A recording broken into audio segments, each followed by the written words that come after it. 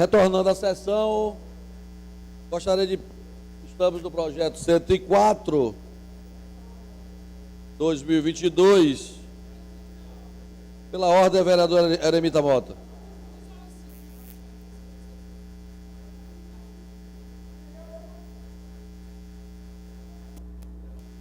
Solicito de Vossa Excelência, que eu sei que o tempo aqui de discussão do projeto é em votação 10 minutos. Eu solicito ao plenário que eu tenha um comunicado que diz interesse a Vossa Excelência e eu preciso ler isso no horário dos 10 minutos que me cede na votação do projeto. Pode ser ou na votação ou na discussão. Vossa Excelência gostaria de fazer um comunicado durante a votação? É porque em 5 minutos, Vossa Excelência, não dá. Eu preciso aqui de uns 8 minutos para eu ler isso aqui. Sim, mas durante a votação... Que vai ser direcionado a Vossa Excelência. Durante a votação... É também de acordo com a votação de hoje, o pronunciamento. É porque 5 minutos, Vossa Excelência, não dá. Entendeu? Eu posso estar ali, o pessoal está dizendo, acabou o tempo. Excelência, pode... O plenário concordando? O plenário concorda? Os 10 minutos. Pode usar os 10 minutos. Pode usar agora em votação? Pode.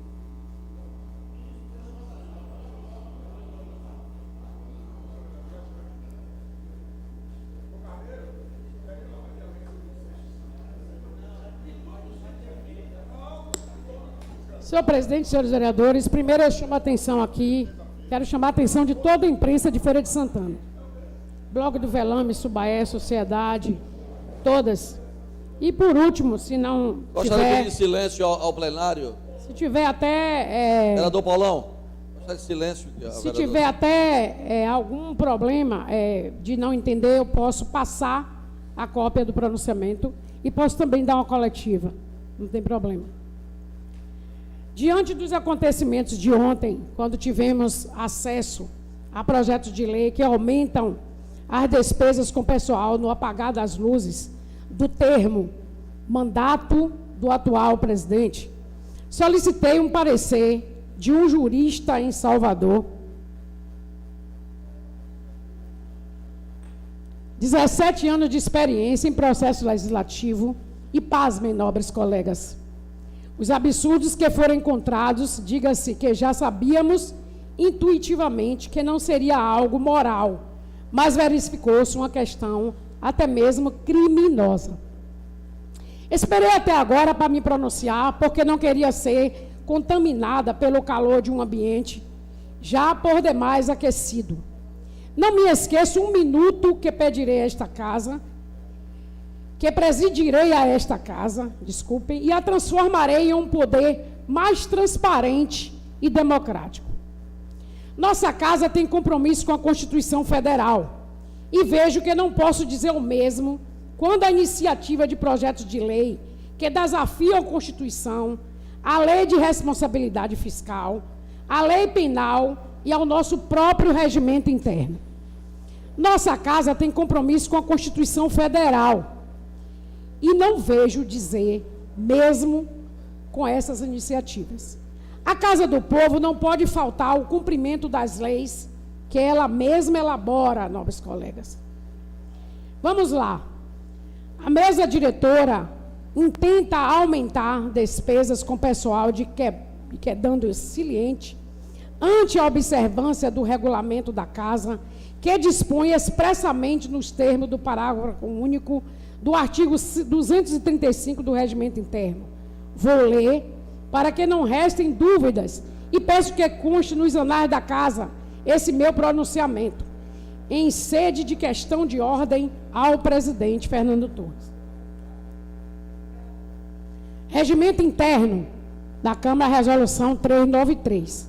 Senhor presidente, como é de vosso conhecimento, os projetos que impliquem despesas, a mesa diretora deverá encaminhar em anexo à proposição pretendida os demonstrativos do montante das despesas e suas respectivas parcelas, o que não está ocorrendo. Não há informação quanto à disponibilidade de dotação orçamentária suficiente para fazer face às despesas, restando impossível asseverar a conformidade com a Lei de Responsabilidade Fiscal, se excede ao limite da receita corrente líquida do Legislativo Municipal e não ultrapassa o limite dos gastos de receita com pessoal. Como visto, o descumprimento do devido processo legislativo pressupõe a inconstitucionalidade formal do projeto de lei sob análise por violação e pressupostos objetivos do ato. Isso porque o processo legislativo inaugurou os projetos de lei sem a mínima observância dos requisitos necessários para a elaboração da lei, não esteja de acordo com o ordenamento jurídico e que, inclusive, não houver o respeito à Constituição Federal.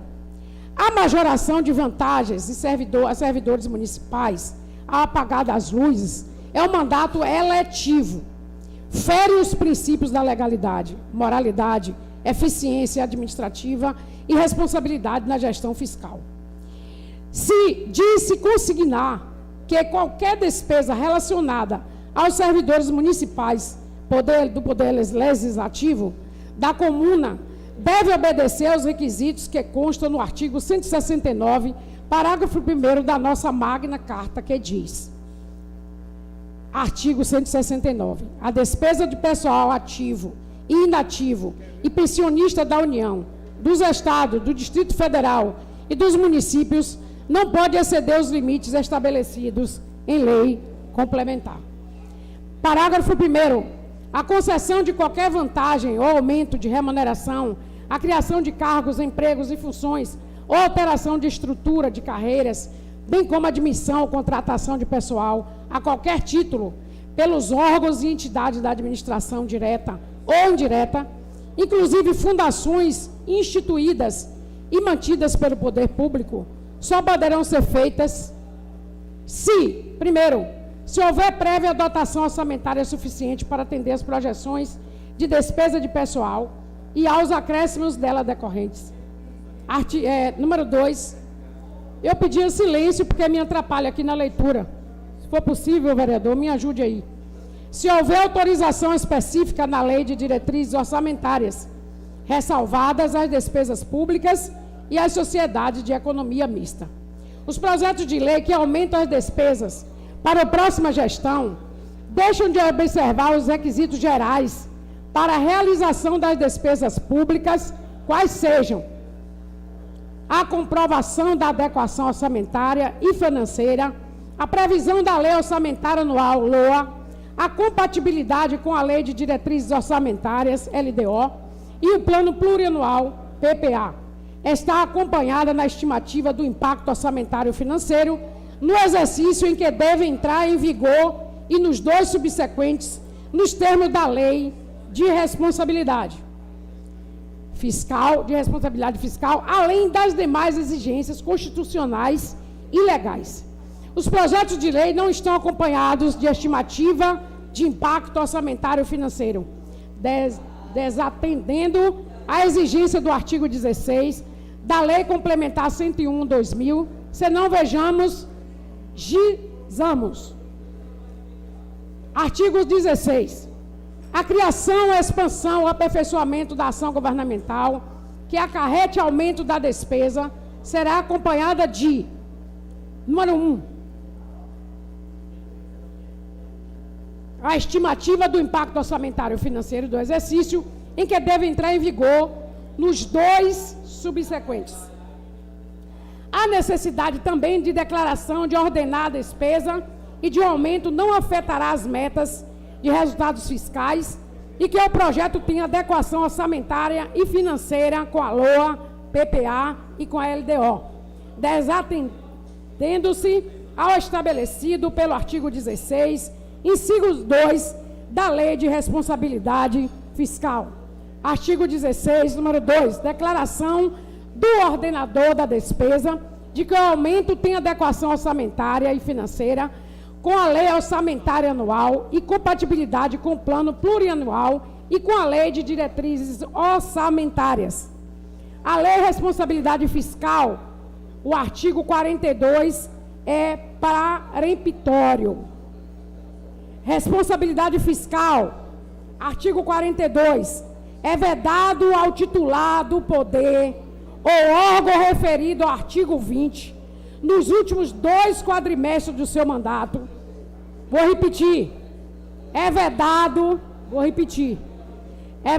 ao titular de poder ou órgão referido ao artigo 20, nos últimos 2 quadrimestres do seu mandato, contrair a obrigação de despesa que não possa ser cumprida integralmente dentro dele ou que tenha parcelas a serem pagas no exercício seguinte, sem que haja suficiente disponibilidade de caixa para este efeito. Parágrafo único. Na determinação da disponibilidade de caixa, serão considerados os encargos, despesas compromissadas a pagar até o fim do exercício.